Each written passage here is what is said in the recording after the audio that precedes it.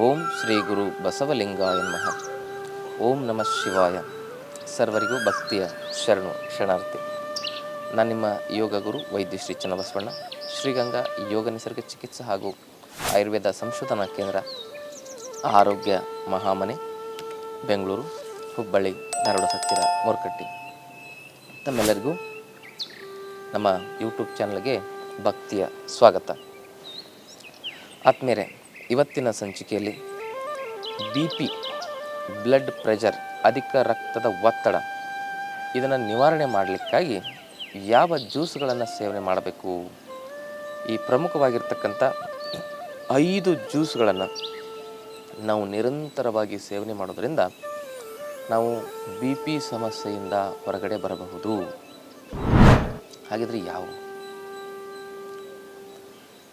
ಹೇಗೆ ನಾವು BP ಸಮಸ್ಯೆಯಿಂದ ಹೊರಗಡೆ ಬರಲಿಕ್ಕೆ ಈ ಜ್ಯೂಸ್ಗಳಿಂದ ಸಾಧ್ಯ ಆಗುತ್ತೆ? ಕೆಲವೊಂದಿಷ್ಟು ವೈಜ್ಞಾನಿಕ ಚಿಂತನೆಗಳನ್ನು ತಿಳ್ಕೊಳ್ಳೋಣ. BP ಬರೋದು ಹೇಗೆ? ನಮ್ಮ ರಕ್ತನಾಳಗಳಲ್ಲಿ ಏನಾಗುತ್ತೆ ಅಂತ ಹೇಳಿದ್ರೆ, ಆ ಒಂದು ಕೊಬ್ಬಿನ ಕೊಲೆಸ್ಟ್ರಾಲ್ ಅಂಶ ಸೇರಿಕೊಂಡಾಗ ರಕ್ತ ಸಂಚಾರಕ್ಕೆ ತೊಂದರೆ ಉಂಟಾಗುತ್ತೆ. ಅವಾಗೇನಾಗುತ್ತೆ, ರಕ್ತ ಸಂಚಾರಕ್ಕೆ ಆ ಒಳಗೋಡೆಗಳಲ್ಲಿ, ರಕ್ತನಾಳಗಳಲ್ಲಿ ಹೊಲಸು ತುಂಬಿಕೊಂಡಾಗ ಜಾಗ ಚಿಕ್ಕದಾಗುತ್ತೆ. ಯಾವಾಗ ಜಾಗ ಚಿಕ್ಕದಾಗುತ್ತೆ ಅಲ್ಲಿ ಒತ್ತಡ ಹೆಚ್ಚಿಗೆ ಆಗುತ್ತೆ. ಈಗ 10 ಜನ ಇರ್ತಕ್ಕಂಥ ಮನೆಯಲ್ಲಿ 100 ಜನ ತುಂಬಿದ್ರೆ ಹೆಂಗಾಗುತ್ತೆ? ಒತ್ತಡ ಆಗುತ್ತೆ. ಕೈಕಾಲು ಅಲುಗಾಡಿಸ್ಲಿಕ್ಕೂ ಕೂಡ ಆಗೋದಿಲ್ಲ. ಅಷ್ಟೊಂದು ಸಂದಿಗ್ಧವಾಗಿರ್ತಕ್ಕಂಥ ಉಸಿರುಗಟ್ಟುವ ಪರಿಸ್ಥಿತಿ ಎದುರಾಗುತ್ತೆ. ಅದೇ ರೀತಿಯಾಗಿ ನಮ್ಮ ರಕ್ತನಾಳಗಳಲ್ಲೂ ಕೂಡ ಆ ಬ್ಲಾಕೇಜ್ ಆಗ್ತಾ ರಕ್ತ ಸಂಚಾರಕ್ಕೆ ಒತ್ತಡವಾದಾಗ ಅದನ್ನೇ ಅಧಿಕ ರಕ್ತದ ಒತ್ತಡ, BP, ಬ್ಲಡ್ ಪ್ರೆಷರ್ ಅಂತ ಕರೀತಾರೆ. ಈಗ ನಾವೇನು ಮಾಡಬೇಕಾಗಿದೆ, ಆ ರಕ್ತನಾಳಗಳನ್ನ ಸ್ವಚ್ಛ ಮಾಡಬೇಕು. ಅಂದರೆ ನಮ್ಮ ರಕ್ತ ಸಂಚಾರ ಸರಾಗವಾಗಿ ಆಗುತ್ತೆ, BP ನಾರ್ಮಲಿಗೆ ಬರುತ್ತೆ.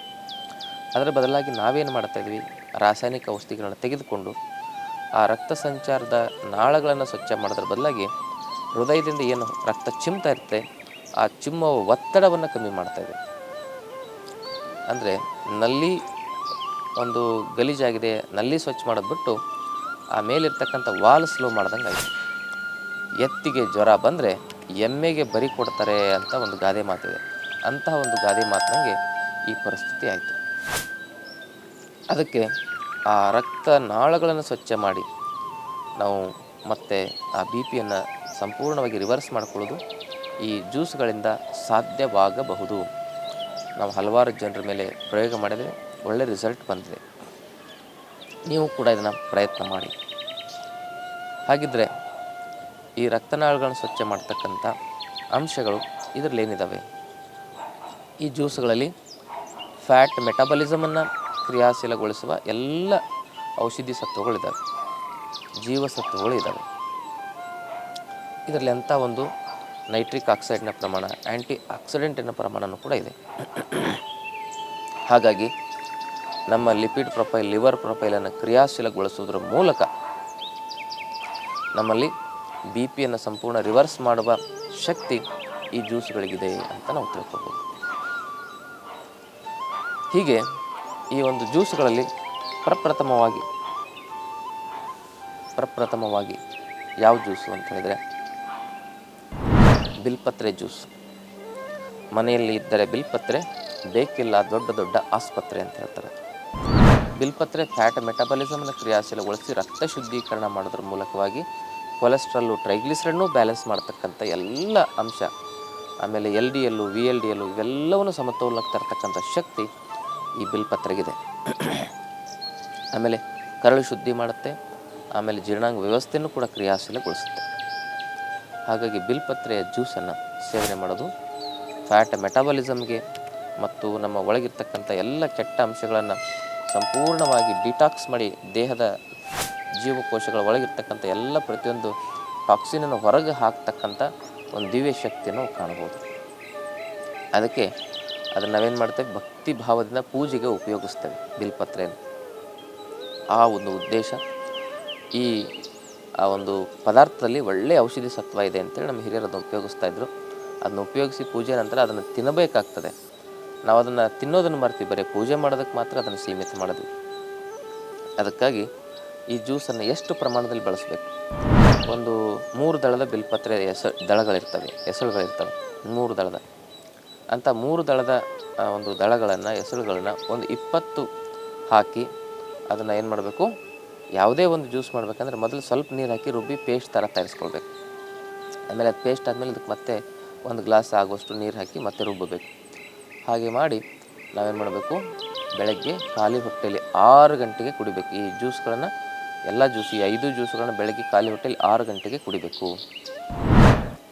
ಇನ್ನು 2ನೇ ಜ್ಯೂಸ್ ಯಾವುದು ಅಂತ ಹೇಳಿದ್ರೆ ಗರಿಕೆ, 1 ಮುಷ್ಟಿ ಗರಿಕೆಯನ್ನು ಹಾಕಿ ಜ್ಯೂಸ್ ಮಾಡೋದು. ಇನ್ನು 3ನೇ ಜ್ಯೂಸ್ ಯಾವುದು ಅಂತ ಹೇಳಿದ್ರೆ ಸೋರೆಕಾಯಿ ಜ್ಯೂಸು. 4ನೇ ಜ್ಯೂಸ್ ಯಾವುದು ಅಂತ ಹೇಳಿದ್ರೆ ಬೂದು ಕುಂಬಳಕಾಯಿ ಜ್ಯೂಸ್. ಕೆಲವರಿಗೆ ಬೂದು ಕುಂಬಳಕಾಯಿ ಮತ್ತು ಸೋರೆಕಾಯಿಯನ್ನು ಜ್ಯೂಸ್ ಮಾಡಿ ಕುಡಿದಾಗ ಕೋಲ್ಡ್ ಅಲರ್ಜಿ ಇದ್ದವರು, ಕೋಲ್ಡ್ ಆಗ್ತಾಯಿದ್ರೆ ಅಂಥವ್ರು ಅದರಲ್ಲಿ 4ರಿಂದ 6 ಕಾಳುಮೆಣಸಿನ ಪುಡಿಯನ್ನು ಕೂಡ ಹಾಕಬಹುದು. ಗರಿಕೆ ಜ್ಯೂಸು ಕೂಡ ಕೆಲವರಿಗೆ ತಂಪಾಗುತ್ತೆ, ಶೀತವೀರ್ಯ ಗುಣಧರ್ಮ ಇದೆ ಗರಿಕೆಯಲ್ಲಿ, ಅವರು ಕೂಡ 4ರಿಂದ 6 ಅದರಲ್ಲಿ ಕಾಳುಮೆಣಸನ್ನು ಹಾಕ್ಬೋದು. ಬಿಲ್ಪತ್ರೆಯಿಂದ ಏನು ತಂಪಾಗೋದಿಲ್ಲ.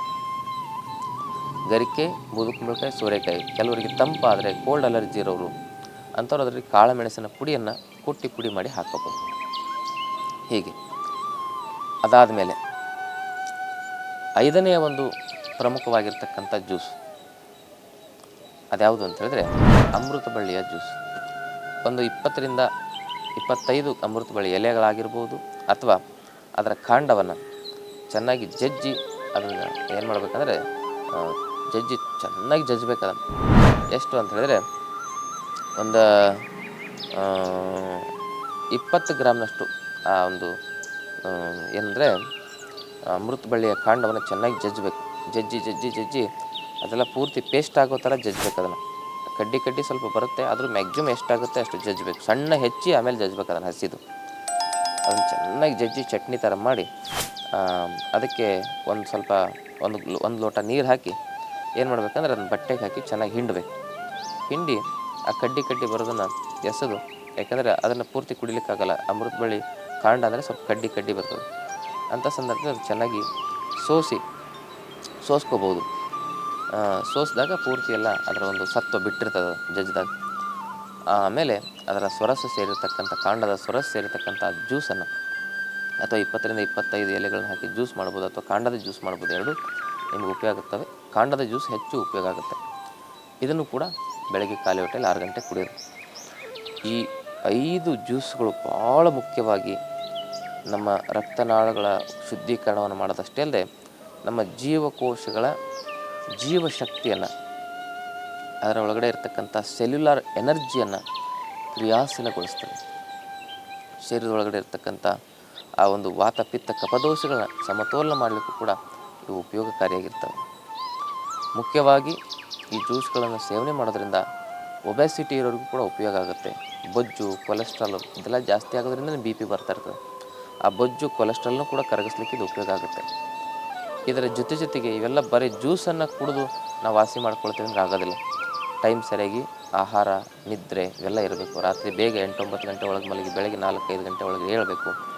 ಸೊಪ್ಪು ತರಕಾರಿಗಳನ್ನು ಆಹಾರದಲ್ಲಿ 70% ಬಳಸಬೇಕು, ಪಲ್ಯ ರೂಪದಲ್ಲಿ, ಸಲಾಡ್ ರೂಪದಲ್ಲಿ. ಇನ್ನು 30% ಮಾತ್ರ ರೊಟ್ಟಿ, ಅನ್ನ, ಮುದ್ದೆ ಇರಬೇಕು. ಮತ್ತು ಚಹಾ, ಕಾಫಿ, ಬೇಕರಿ ಪದಾರ್ಥ, ನಾನ್ ವೆಜ್ಜು, ಆಲೂಗಡ್ಡೆ, ಬದನೆಕಾಯಿ, ಆಮೇಲೆ ಮಾಂಸಾಹಾರ, ಹಸಿಮೆಣಸಿನಕಾಯಿ ಇಂಥ ಪದಾರ್ಥಗಳನ್ನು ಬಿಡಬೇಕು. ದುಶ್ಚಟಗಳನ್ನು ಬಿಡಬೇಕು. ಜಂಕ್ ಫುಡ್ಡು, ಫಾಸ್ಟ್ ಫುಡ್ಗಳನ್ನು ಬಿಡಬೇಕು. ಮನೇಲಿ ನಮ್ಮ ಹಿರಿಯರು ಆಹಾರ ಸೇವನೆ ಹೇಗೆ ಮಾಡ್ತಿದ್ರು, ಮುದ್ದೆ ತಿಂತಿದ್ರು, ರೊಟ್ಟಿ ತಿಂತಿದ್ರು, ಹಾಗೆ ಸಿರಿಧಾನ್ಯಗಳನ್ನು ಸೇವನೆ ಮಾಡ್ತಿದ್ರು. ಇವೆಲ್ಲವುಗಳ ಒಂದು ಪದಾರ್ಥಗಳ ಒಂದು ಪರಿವರ್ತನೆಯನ್ನು ಮಾಡಿಕೊಂಡು ಹೀಗೆ ನಾವು ನಮ್ಮ ಜೀವನ ಪದ್ಧತಿಯನ್ನು, ಆಹಾರ ಪದ್ಧತಿಯನ್ನು ಬದಲಾಯಿಸಿಕೊಂಡಿದ್ದೇ ಅದರಲ್ಲಿ ಸಾಧ್ಯ ಇದೆ. BP ಬಂದರೆ, ಅದು ಹೆಚ್ಚಾದರೆ ಅದರಿಂದ ಕಿಡ್ನಿ ಫೇಲ್ ಆಗ್ತದೆ, ಹಾರ್ಟ್ ಅಟ್ಯಾಕ್ ಆಗುತ್ತೆ, ಬ್ರೈನ್ ಹೆಮರೇಜ್ ಆಗುತ್ತೆ. ಅದರಿಂದ ನೂರಾರು ರೋಗಗಳು ಬರ್ತವೆ. ಒಂದ್ಸಲಿ ಕಿಡ್ನಿ ಫೇಲ್ ಆಯ್ತಾರೆ ಅವನ ಜೀವನನೇ ನರಕ. ಹಾರ್ಟ್ ಅಟ್ಯಾಕ್ ಆಯ್ತಂದ್ರೆ ಮನುಷ್ಯನ ಜೀವನನೇ ಸಂಪೂರ್ಣವಾಗಿ, ಕೆಲವು ಸಂದರ್ಭದಲ್ಲಿ ಹಾರ್ಟ್ ಅಟ್ಯಾಕಿಂದ ಮನುಷ್ಯರು ಸತ್ತೇ ಹೋಗ್ಬಿಡ್ತಾರೆ. ಹಾರ್ಟ್ ಅಟ್ಯಾಕ್ ಆಯ್ತಂದ್ರೆ ಅದು ಕೂಡ ನರಕ ಯಾತ್ರೆನೇ. ಹಾಗಾಗಿ ಆದ್ಮೇಲೆ BP ಮಾತ್ರೆ ತೆಗೆದುಕೊಳ್ಳೋದ್ರಿಂದನೂ ನೂರಾರು ಸೈಡ್ ಎಫೆಕ್ಟ್ ಆಗ್ತವೆ. BP ಮಾತ್ರೆ ಬಿಡೋದ್ರಿಂದನೂ ಕೂಡ ಸುಮಾರು ತೊಂದರೆಗಳಾಗೋ ಚಾನ್ಸಸ್ ಇರ್ತವೆ. ಬಿಟ್ಟರೂ ತೊಂದರೆ, ತೊಗೊಂಡ್ರೂ ತೊಂದರೆ. ಹಾಗಿದ್ರೆ ಏನು ಮಾಡಬೇಕು? ಅದನ್ನು ಸರಿಪಡಿಸ್ಕೊಳ್ಬೇಕು. ಬಿಟ್ಟರೂ ಏನಾಗದೇ ಇರೋ ರೀತಿಯಲ್ಲಿ ನಾವು ಅದನ್ನು ಸರಿಪಡಿಸ್ಕೋಬೇಕು. ಅದೇ ಈ ಜೀವನ ಪದ್ಧತಿ, ಆಹಾರ ಪದ್ಧತಿ ಜೊತೆಗೆ ಈ 5 ಜ್ಯೂಸ್ಗಳನ್ನು ಕುಡಿಯೋದು, ಕಪಾಲಭಾತಿ, ಅನುಲೋಮ ವಿಲೋಮ ಪ್ರಾಣಾಯಾಮ, ಭ್ರಾಮರಿ ಪ್ರಾಣಾಯಾಮ,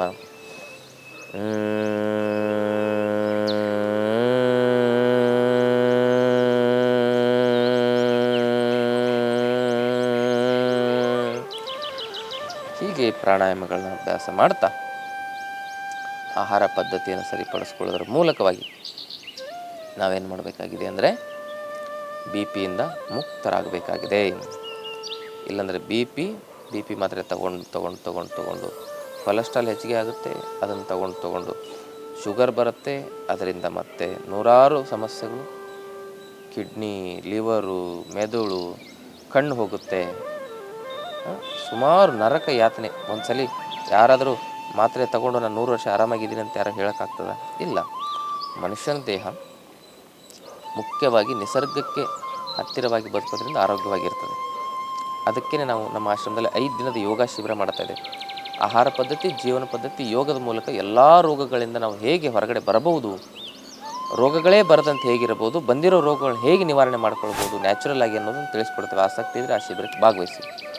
ಮತ್ತು ಈ ಚಾನಲ್ನ ಸಬ್ಸ್ಕ್ರೈಬ್ ಮಾಡ್ಕೊಳ್ಳಿ. ಒಂದು ತಿಂಗಳಲ್ಲಿ 5 ವಾರಗಳು ಬರ್ತವೆ. ಒಂದೊಂದು ವಾರನೂ ಕೂಡ ಈ ಜ್ಯೂಸ್ಗಳನ್ನ ಒಂದೊಂದು ರೀತಿ ಚೇಂಜ್ ಮಾಡ್ತಾ ಹೋಗಬೇಕು. ಮಿನಿಮಮ್ 3 ರಿಂದ 9 ತಿಂಗಳವರೆಗೆ ಇದನ್ನು ಸೇವನೆ ಮಾಡ್ತಾ ಬಂದರೆ 99% ಜನರು ಬಿ ಪಿ ಸಮಸ್ಯೆಯಿಂದ ಹೊರಗಡೆ ಬರಬಹುದು.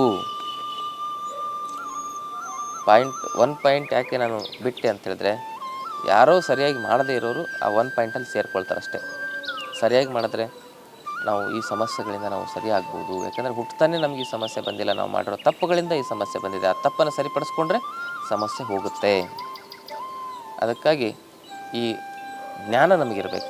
ಆರೋಗ್ಯವಂತರಾಗಿ ಬದುಕಬೇಕಂದ್ರೆ ಔಷಧಿಯಿಂದ ಸಾಧ್ಯ ಇಲ್ಲ. ಆರೋಗ್ಯದ ಜ್ಞಾನ ಇದ್ದರೆ ನಾವು ಆರೋಗ್ಯವಂತರಾಗಿ ಬದುಕ್ತೇವೆ. Health education is very important to build healthy society ಅಂತ ನಮ್ಮ ಗುರುಗಳು ನಮಗೆ ಹೇಳಿಕೊಟ್ಟಿದ್ದಾರೆ. ಆರೋಗ್ಯದ ಜ್ಞಾನ ಕೊಡೋದು. ಅದಕ್ಕಾಗಿ ನಾವೇನು ಮಾಡ್ತಾಯಿದ್ದೀವಿ ಅಂದರೆ, ನಮ್ಮ ಹತ್ರ ಬನ್ನಿ ಔಷಧಿ ಕೊಡ್ತೇವೆ ಅಂತ ನಾವು ಯಾವತ್ತೂ ಕರೆಯೋದಿಲ್ಲ. ಹೆಚ್ಚಾಗಿ ಯಾರನ್ನು ಏನೋ ಅನಿವಾರ್ಯ ಪರಿಸ್ಥಿತಿ ಇದ್ದಾಗ ಕೆಲವು ಔಷಧಿಗಳ ಬಗ್ಗೆ ಹೇಳ್ತೇವೆ ಅಷ್ಟೇ. ಆದರೆ ನಮಗೆ ಉದ್ದೇಶ ಏನು ಅಂತ ಹೇಳಿದ್ರೆ, ನೀವು ಆರೋಗ್ಯದ ದೃಷ್ಟಿಯಿಂದ ಸ್ವಾವಲಂಬಿಗಳಾಗಬೇಕು. ನಿಮ್ಮ ಮನೆಯಲ್ಲೇ ನಿಮ್ಮ ಆರೋಗ್ಯ ಸುಧಾರಿಸ್ಕೊಳ್ಬೇಕು. ನೀವು ಯಾವುದೇ ಖರ್ಚಿಲ್ಲದೆ ಆರೋಗ್ಯ ಸುಧಾರಿಸಬೇಕು. ಹಾಗೂ ನಿಮ್ಮ ಆರೋಗ್ಯ ಯಾವುದೇ ಅಡ್ಡ ಪರಿಣಾಮಗಳ ಔಷಧಿಗಳನ್ನು ತೆಗೆದುಕೊಳ್ಳದೆ, ಅಡ್ಡ ಪರಿಣಾಮಗಳಿಲ್ಲದೆ ನಿಮ್ಮ ಆರೋಗ್ಯ ಸುಧಾರಿಸಬೇಕು ಅನ್ನೋದೇ ನಮ್ಮ ಉದ್ದೇಶ. ಬೇಗ ಸುಧಾರಿಸಬೇಕು, ಅಡ್ಡ ಪರಿಣಾಮಗಳಿಲ್ಲದೆ ಸುಧಾರಿಸಬೇಕು, ಹಾಗೂ ಸೈಡ್ ಎಫೆಕ್ಟ್ ಇಲ್ಲದೆ ಮತ್ತು ನ್ಯಾಚುರಲ್ ಆಗಿ ಸುಧಾರಿಸಬೇಕು, ಯಾವುದೇ ಖರ್ಚಿಲ್ಲದೆ ಸುಧಾರಿಸಬೇಕು. ಎಲ್ಲ ಬೇಕಲ್ಲ. ಒಂದು ಬೇಗ ಆಗಬೇಕು, 2ನೇದು ಖರ್ಚು ಇರಬಾರ್ದು, 3ನೇದು ಸೈಡ್ ಎಫೆಕ್ಟ್ ಇರಬಾರ್ದು, 4ನೇದು ಏನಾಗಿರಬೇಕು ಅಂತೇಳಿದ್ರೆ ನ್ಯಾಚುರಲ್ ಆಗಿರಬೇಕು.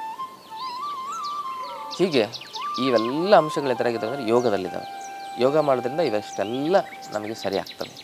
ಅದಕ್ಕಾಗಿ ಆ ಯೋಗವನ್ನು ನಾವು ಮತ್ತೆ ನಮ್ಮ ಜೀವನದಲ್ಲಿ ಕಂಡುಕೊಳ್ಳೋಣ ಅಂತಕ್ಕಂಥ ಮಾತನ್ನು ಹೇಳ್ತಾ, ಅಂಥ ಯೋಗವನ್ನು ವೈಜ್ಞಾನಿಕವಾಗಿ ಕಲಿತ್ರೆ ಮಾತ್ರ ಉಪಯೋಗ ಆಗುತ್ತೆ. ಸರಿಯಾಗಿ ಯೋಗ ಮಾಡಿದರೆ ಅದರಿಂದ ಮತ್ತೆ ಸಮಸ್ಯೆಗಳು ಹೆಚ್ಚಾಗೋ ಚಾನ್ಸಸ್ಗಳಿರ್ತವೆ. ಸರಿಯಾಗಿ ಮಾಡಿದರೆ ಪ್ರಾಣಾಯಾಮ, ಸರಿ ತಪ್ಪಿದರೆ ಪ್ರಾಣಕ್ಕೆ ಯಮ ಆಗುತ್ತೆ.